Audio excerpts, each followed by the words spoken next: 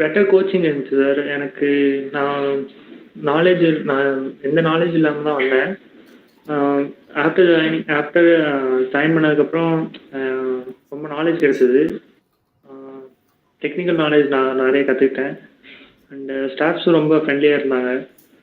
So இதுதான் எனக்கு மெயினாக ரொம்ப சப்போர்ட்டாக இருந்துச்சு. பேக் போனாக இருந்தாங்க. ஸ்டாஃப்ஸ் ரொம்ப பேக் போனாக இருந்தாங்க. ஓகே. ஸோ இதுதான் எனக்கு ஹெல்ப் பண்ணுச்சு. ஓகே. சார் இப்போ 2.4 எல்பி இப்போ சைன் பண்ணியிருக்கேன். எனக்கு வந்து ப்ரெசன்டேஷன் தான் எனக்கு ரொம்ப இம்பார்ட்டண்ட்டாக தெரிஞ்சுது. அங்கே வந்து டெய்லியும் ப்ரெசன்டேஷன் பண்ணணும் அந்த மாதிரி இருந்துச்சு. ஓகே. அது எனக்கு மோட்டிவேஷனாக இருந்துச்சு.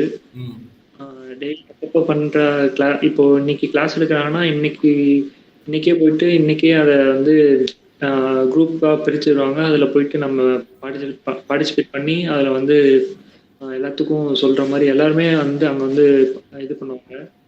ஸோ அது வந்து எனக்கும் யூஸ் ஆச்சு, கூட யூஸ் ஆச்சு. ஓகே.